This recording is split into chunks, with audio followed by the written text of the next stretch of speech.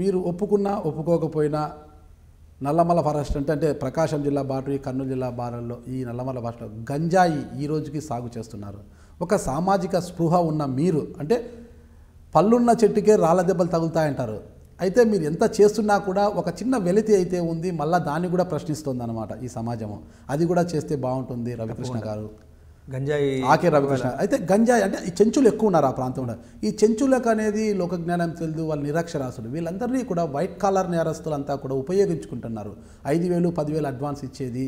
అంటే కర్నూలు ప్రాంతంలో ఈ గంజాయి గురించి ఇటువంటి సమాచారం అయితే ఏం లేదు.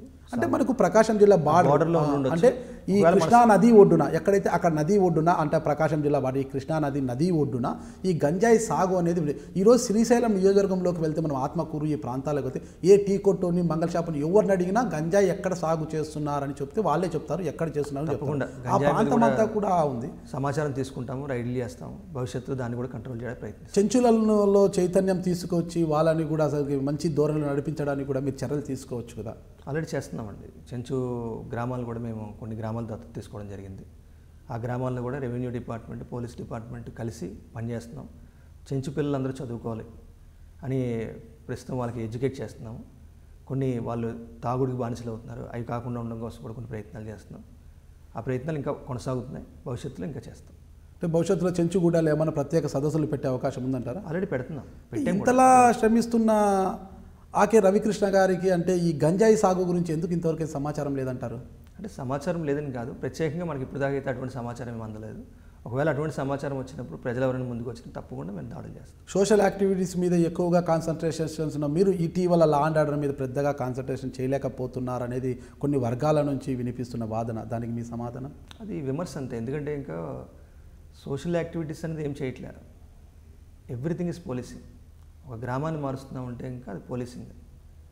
గ్రామం మారుస్తున్నాం, నేరాలు జరగకుండా చేస్తున్నాం. నేరాలు ఎప్పుడైతే జరగవో అప్పుడు లా అండ్ ఆర్డర్ పటిష్టంగా ఉంటుంది.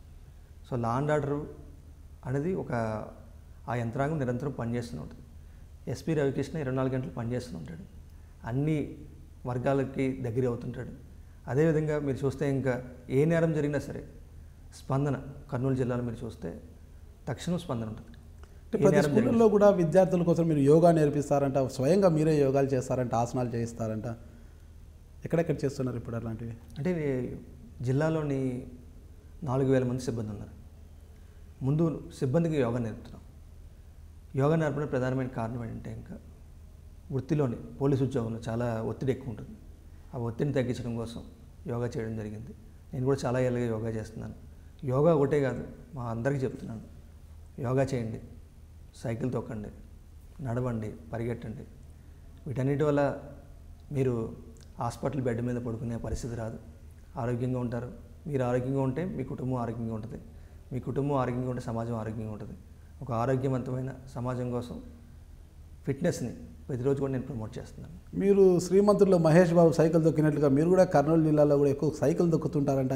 ఎందుకు ఆ సైకిల్ అంతగా సైకిల్ తొక్కడం ఇష్టమా మీకు? ఎట్లా అంటే సైకిల్ ఆరోగ్యానికి చేసినాం మనకి.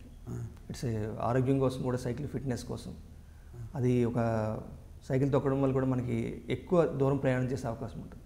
ఈవెన్ నేను టౌన్లో చాలాసార్లు సైకిల్ తొక్కాను. ఇటీవల కదా, చిన్నప్పటి నుంచి ఉంది సైకిల్.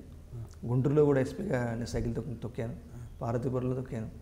సో సైకిల్ అన్నది నా జీవితంలో భాగమైంది. మా కానిస్టేబుల్స్కి, మా సోదరులందరికీ చెప్తుంటాను, సైకిల్ కొనుక్కోండి, ఆరోగ్యం కాపాడుకోండి. ఇప్పుడు అందరికీ కూడా హీరో హోండాలు. ఇప్పటికి సైకిల్ తొక్కుతున్నారు మీరు? ఇప్పుడు కూడా సైకిల్ తొక్కుతున్నాను. ఇప్పుడు కూడా సైకిల్ ఉంది. అంటే కొన్ని గ్రామాలకు వెళ్ళేటప్పుడు సైకిల్లో వెళ్తారంట మీరు వాళ్ళకి? అంటే గ్రామాల్లో అంటే మేము చైతన్యవంతమైన గ్రామాలు. సపోజ్కి ఇటీవల రోడ్డు ప్రమాదాల మీద మేము ఒక కార్యక్రమాలు మొదలుపెట్టాం. ఒక 20-30 కిలోమీటర్లు సైకిల్ తొక్కడం జరిగింది. కేవలం డ్రైవర్స్లో అవగాహన కల్పించడం కోసం, డ్రంక్ అండ్ డ్రైవింగ్ సంబంధించి కానీ ఒక అంశం తీసుకుని సైకిల్ తొక్కుతాం. మీరు అవగాహన చేశారు. అయితే మిమ్మల్ని స్ఫూర్తిగా తీసుకుని ఎవరైనా ముందుకు వచ్చారా కర్నూలు జిల్లాలో? చాలామంది ముందుకు వచ్చారు. ఆ నేత్రదాన పత్రాల మీద 1,75,000 మంది సైన్ చేశారు. అవయదానికి సంబంధించి జీవనదానం వాళ్ళని మేము సంప్రదిస్తున్నాం. వాళ్ళు కూడా త్వరలోనే రావచ్చు.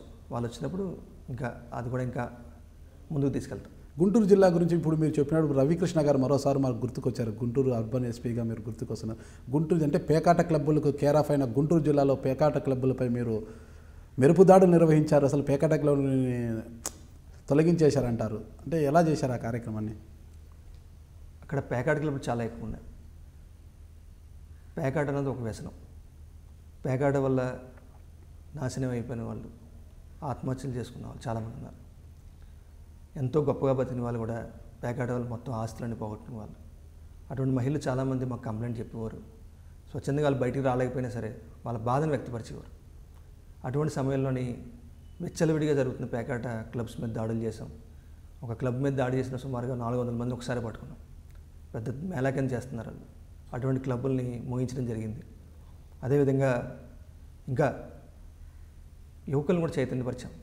ఎట్టి పరిస్థితుల్లో క్లబ్బులు జోలికి పోకండి. ఒక క్లబ్ అంటే ఇంకా ఒక ఆశయంతో పనిచేయాలి, ఒక మంచి వాతావరణంలో పనిచేయాలని వాళ్ళకి చెప్పడం జరిగింది. అదేవిధంగా యువతను కూడా చైతన్యపరచడం కోసం మద్యం, జూదం, పొగాకు వీటి జోలికి పోకండి అని చెప్పి ఎక్కడ పోయినా చెప్తుంటాను. అదేవిధంగా రక్తదానం, నేత్రదానం, అవయదానం వీటి గురించి కూడా చెప్తుంటాం. సమాజం మనకి అన్నీ ఇచ్చింది. అటువంటి సమాజానికి మనం ఇవన్నీ కూడా తిరిగిస్తే ఇంకా ఒక మంచి సమాజం ఏర్పడుతుంది. ఆ సమాజంలో మనం కూడా ఉంటామని చెప్పి చెప్పడం జరిగింది. సమాజం ఎంత వచ్చింది, మనం తిరిగి ఇవ్వకపోతే లావ్ అయిపోతామంటారా? లావ్ అయిపోతాం మనం కూడా. అయితే జీవితంలో మీరు అత్యంత గుర్తుండిపోయే సంఘటన కావచ్చు, అత్యంత బాధించే సంఘటన కావచ్చు, ఏ ఉన్నాయంటారు?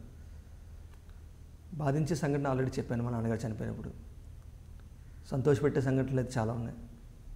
అత్యధికంగా సంతోషపెట్టే సంఘటన కప్పట్రాలు దత్తత తీసుకోవడం. ఒక గ్రామం అభివృద్ధి చెందుతుంది. ఈరోజు కుటుంబంలో 5 మంది కాదు, వేలాది మంది యాడ్ అయ్యారు. ఆ గ్రామంతో పాటు ఇంకా ఎంతోమంది, వందలాది మంది. ఇప్పుడు ఏ గ్రామం పోయినా సరే వాళ్ళందరూ గ్రామస్తులందరూ ఎస్పీగా కాకుండా వాళ్ళ కుటుంబ సభ్యుడిగా చూసుకుంటారు. అటువంటి సందర్భాలు ప్రతి సందర్భం కూడా సంతోషకరమైన సంఘటన. చివరిగా ఒకటి చెప్పండి, కపట్రాల్లో గతంలో ఫ్యాక్షన్ దాంట్లో కూరుకుపోయిన చాలామంది కూడా కపట్రాలను వదిలి ఇతర ప్రాంతాల్లో తలదాచుకుంటున్నారు. ప్రస్తుతం కపట్రాల్లోకి వాళ్ళు రావాలనుకుంటారు. వాళ్ళు వస్తే ఎలా ఆహ్వానం ఉంటుంది? వాళ్ళు చాలామంది వచ్చారు. ఇప్పటికి కొంతమంది వెళ్ళిపోదాం అనుకున్నారు, ఆగిపోయారు. కొంతమంది ఇదివరకు పొలం బీడి పెట్టుకున్న వాళ్ళు ఇప్పుడు పొలం చేసుకుంటున్నారు, సాగు చేసుకుంటున్నారు. వాళ్ళందరూ వస్తే ఇంకా గ్రామం ఆహ్వానం పలుకుతుంది. దాంట్లో కొంతమంది ఆల్రెడీ వచ్చి మన సంక్రాంతి సంబరాల్లో పాల్గొన్నారు. సో మంచి వాతావరణం అయితే ఏర్పడిందని భావిస్తున్నాం. మీ భవిష్యత్తు లక్ష్యం ఏం సార్? భవిష్యత్తు లక్ష్యం పోలీసులకి, ప్రజలకి మరింత చేరువవ్వాలి. సొంత ప్రయోజనం కాదు, సమాజ ప్రయోజనం ముఖ్యం అనేది అందరూ తెలుసుకోవాలి. సమాజాన్ని ప్రేమించాలి. ప్రతి పోలీసు కూడా సమాజానికి దగ్గర అవ్వాలని, అటువంటి పోలీసింగ్ రావడం కోసం నిరంతరం చట్ట ప్రకారం పనిచేసుకుంటూ పోతాం. భవిష్యత్తులో మీ కుమార్తెను కానీ మీ కుమారుడిని కానీ మీలాగే ఎస్పీనో కలెక్టర్నో చేస్తారా? వాళ్ళ ఇష్టం, వాళ్ళు ఏమవ్వాలనుకుంటే అలా అవ్వచ్చు. ఓకే, చూశారు కదండి. పోలీసు వృత్తి అయిన ప్రవృత్తిని సామాజిక స్పృహతో సమాజ హితమే లక్ష్యంగా ముందుకు పోతున్నారు మన కర్నూలు జిల్లా ఎస్పీ ఆకే రవికృష్ణ గారు. అయితే రాష్ట్రంలోని ఇతర పోలీసులు, అంటే ఎవరిని మనం కించపరిచినట్లు కాదు, ఇది ప్రతి ఒక్కరూ కూడా వారి వారి ఆలోచనలు ఉన్నప్పటికీ కొంతవరకు సమాజ హితం కోసం ఇలాంటి గ్రామాలను దత్తత తీసుకోవడము, అంటే గ్రామాల పరిరక్షణ, అంటే గ్రామాలే దేశానికి పట్టుకొమ్మలు అంటుంటారు. అంటే ఇలాంటి గ్రామాలను, ఫ్యాక్షన్ నేపథ్యం ఉన్న గ్రామాలను, ఇతరత వెనకబడిన గ్రామాలను దత్తత తీసుకొని ఇలాగే మన రవికృష్ణ గారిలాగే అభివృద్ధి చేసుకుంటూ పోతుంటే ఈ రాష్ట్రమే కాదు దేశం కూడా గాంధీజీ కలలు గన్న గ్రామాలుగా విరజిల్లుతాయని అందరూ ఆశిస్తున్నారు. దీనికి ప్రతి ఒక్కరూ సహకరిస్తారని మేము కోరుకుంటున్నాం. కర్నూలు జిల్లా నుంచి ఆకే రవికృష్ణ గారు కూడా కోరుకుంటున్నారు. నమస్తే సార్, ఇంతవరకు మాకు సహకరించి ఎన్నో వివరాలు చెప్పారు. అయితే భవిష్యత్తులో మీరు మరిన్ని ఉన్నత శిఖరాలకు అధిరోహించాలని మరొకసారి ఐడ్రీమ్ మీడియా మీ ముందుకు వచ్చి మరికొంత ఇంటర్వ్యూ చేయాలని కోరుకుంటున్నాం సార్. ధన్యవాదాలు సార్. Thank you. నమస్తే. This is A K Ravikrishna, IPS, SP Kurnool. Watch my exclusive interview on iDream.